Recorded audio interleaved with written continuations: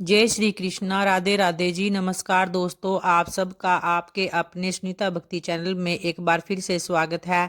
भगवान श्री हरि की कृपा सदैव आप और आपके समस्त परिवार पर बनी रहे।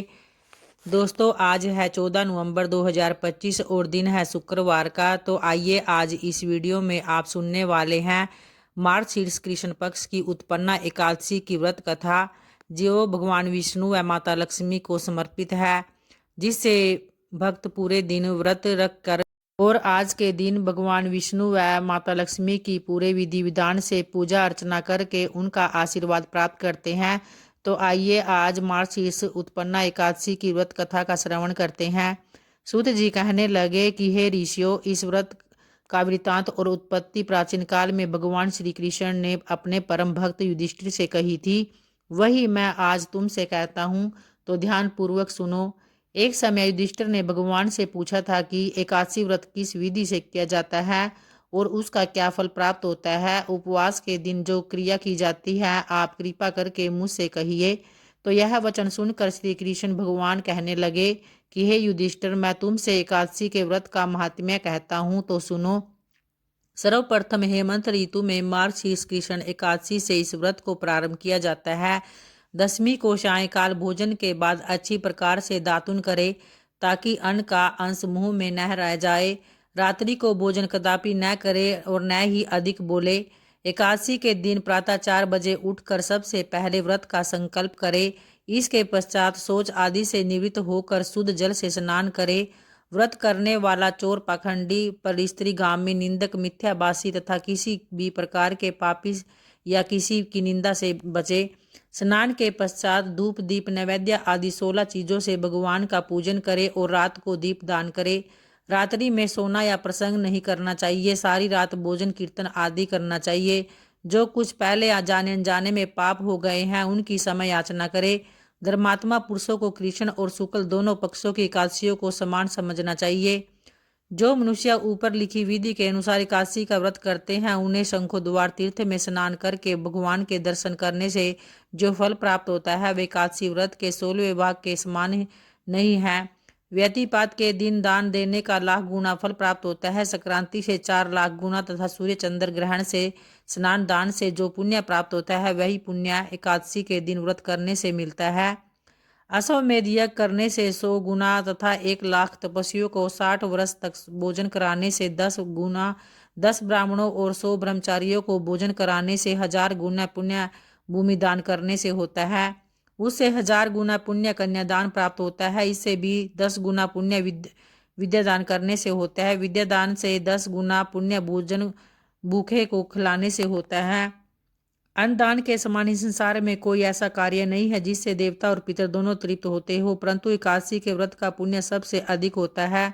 तो इस पर युधिष्ठिर कहने लगे कि हे भगवान, आपने हजारों यज्ञ और लाख गोदान को भी एकादशी व्रत के बराबर नहीं बताया, सो यह तिथि सब तिथियों से उत्तम कैसे हुई? कृपा आप करके मुझे बतलाइए। तो इस पर भगवान कहने लगे कि हे युधिष्ठिर, सतयुग में मूर नामक एक दैत्य रहता था। वह बड़ा बलवान और भयानक था। उस प्रचंड दैत्य ने इंद्र, आदित्य, वसु, वायु, अग्नि आदि सभी देवताओं को पराजित करके वहां से भगा दिया। तब इंद्र सहित सभी देवताओं ने भयभीत होकर भगवान शिव से सारा वृत्तांत कहा और बोले कि हे कैलाशपति, मूर दैत्य से भयभीत होकर हम सब देवता मृत्यु लोक में फिर रहे हैं। तब भगवान शिव ने कहा, हे देवताओं, तीनों लोकों के स्वामी, भक्तों के दुखों का नाश करने वाले भगवान विष्णु की शरण में जाओ, वही तुम्हारा उद्धार करेंगे। वे ही तुम्हारे दुखों को दूर कर सकते हैं। शिवजी के ऐसे वचन सुनकर सभी देवता क्षीर सागर में पहुंचे। वहां भगवान को शयन करते हुए देख हाथ जोड़कर उनकी स्तुति करने लगे कि हे देवताओं द्वारा स्तुति करने योग्य प्रभु, आपको हमारा बारंबार नमस्कार है। देवताओं की रक्षा करने वाले हे मधुसूदन, आपको नमस्कार है। आप हमारी रक्षा करें। दैत्यों से भयभीत होकर हम सब आपकी शरण में आए हैं।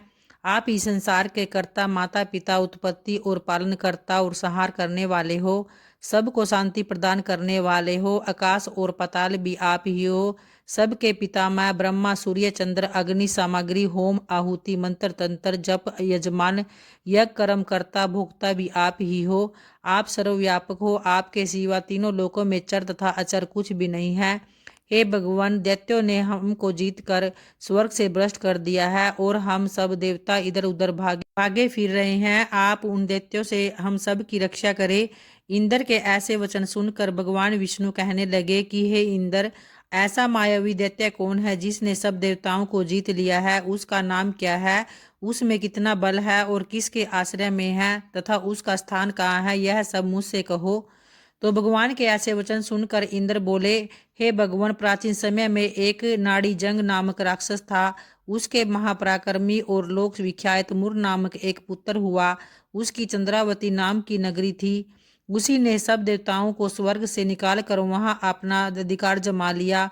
उसने इंद्र, अग्नि, वरुण, यम, वायु, ईश, चंद्रमा आदि सब के स्थान पर अधिकार कर लिया है। सूर्य बनकर स्वयं ही प्रकाश करता है, स्वयं ही मेघ बन बैठा है और सबसे अजय है। ये असुर निकंदन, उस दुष्ट को मारकर देवताओं को अजय बनाइए। यह वचन सुनकर भगवान ने कहा, हे देवताओं, मैं शीघ्र ही उसका संहार करूंगा। तुम चंद्रावती नगरी जाओ। इस प्रकार कहकर भगवान सहित सभी देवताओं ने चंद्रावती नगरी की ओर प्रस्थान किया। उस समय दैत्यामूर सेना सहित युद्ध भूमि में गरज रहा था। उसकी भयानक गर्जना सुनकर सभी देवता भय के मारे चारों दिशाओं में भागने लगे। जब स्वयं भगवान रणभूमि में आए तो दैत्य उन पर अस्त्र शस्त्र आयुध लेकर दौड़े। भगवान ने उन्हें सर्प के समान अपने बाणों से बीन डाला। बहुत से दैत्य मारे गए, केवल मूर नामक राक्षस बचा रहा। वह अविचल भाव से भगवान के साथ युद्ध करता रहा। भगवान जो जो भी तीक्ष्ण बाण चलाते गए वह उनके लिए पुष्प सिद्ध होता गया। उसका शरीर छिन्न भिन्न हो गया, किंतु वह लगातार युद्ध करता रहा। दोनों के बीच मल्ल युद्ध भी हुआ। 10,000 वर्ष तक उनका युद्ध चलता रहा, किंतु मुर नहीं हारा। थक कर भगवान बद्री का आश्रम चले गए। वहां हेमवती नामक सुंदर गुफा थी। उसमें विश्राम करने के लिए भगवान उसके अंदर प्रवेश कर गए। यह गुफा 12 योजन लंबी थी और उसका एक ही द्वार था। विष्णु भगवान वहां योग निद्रा की गोद में सो गए। मुर भी पीछे पीछे आ गया और भगवान को सोया देखकर मारने को उद्यत हुआ। तभी भगवान के शरीर से उज्जवल कांतिमय रूप वाली देवी प्रकट हुई। देवी ने राक्षस मुर को ललकारा, युद्ध किया और उसे तत्काल मौत के घाट उतार दिया। तो श्री हरि जब योग निद्रा की गोद से उठे तो सब बातों को जानकर उसने देवी से कहा कि आपका जन्म एकादशी के दिन हुआ है, अतः आप उत्पन्ना एकादशी के नाम से पूजित होगी। आपके भगत वही होंगे जो मेरे भगत हैं। तो इस तरह से भक्तों, इसी दिन मार्गशीर्ष मास के कृष्ण पक्ष की एकादशी तिथि पर देवी एकादशी का जन्म हुआ था। यह भगवान विष्णु और देवी एकादशी की पूजा से संबंधित है और जिससे कि इस दिन का उपवास करने से मनुष्य को सभी प्रकार के पापों से मुक्ति मिल जाती है। तो प्रेम से बोलिए भगवान श्री हरि विष्णु और माता लक्ष्मी की जय।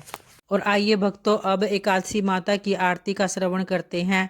ओम जय एकादशी माता मैया, जय जय एकादशी माता।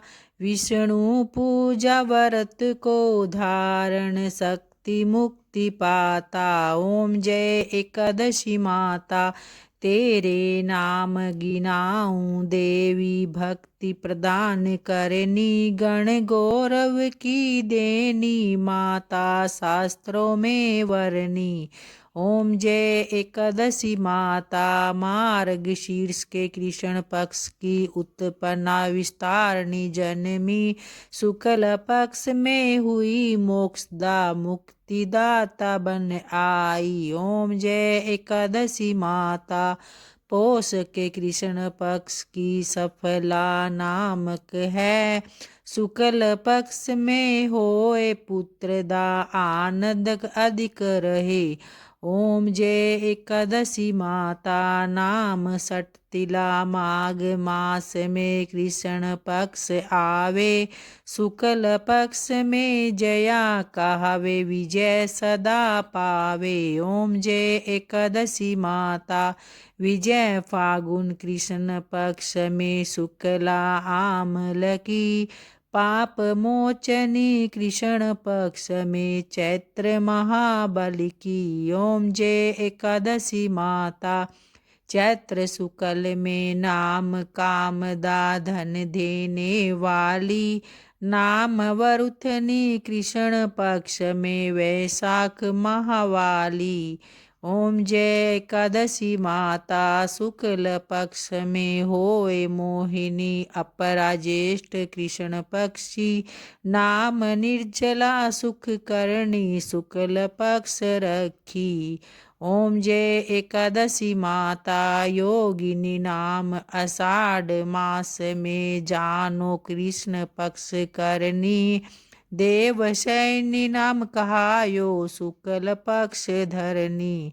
ओम जय एकादशी कामिका श्रावण मास में आवे कृष्ण पक्ष कहिए श्रावण शुक्ला होए पवित्रा आनंद से रहिए।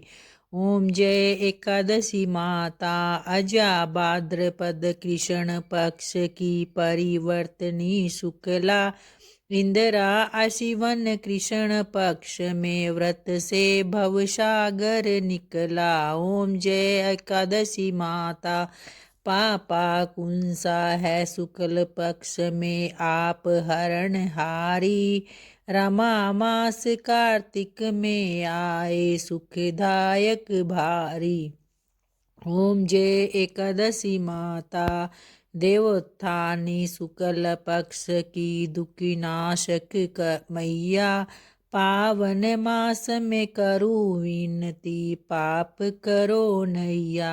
ओम जय एकादशी माता परमा कृष्ण पक्ष में होती जन मंगल करनी शुक्ल मास में होए पद्मिनी दुख दरिद्र हरनी। ओम जय एकादशी माता जो कोई आरती एकादशी की भक्ति सहित गावे जन गुर दिता स्वर्ग का वासा निश्चय वह पावे। ओम जय एकादशी माता ओम जय एकादशी माता। जय हो माँ एकादशी की। तो भक्तों उम्मीद करती हूँ वीडियो की कथा आपको जरूर पसंद आई होगी। अगर आई है तो वीडियो को लाइक और जो चैनल पे पहली बार आए हैं चैनल को सब्सक्राइब करना न भूले ताकि इस तरह की वीडियो मैं आगे भी आप लोगों के लिए समय से लेकर आती रहूँ। धन्यवाद दोस्तों।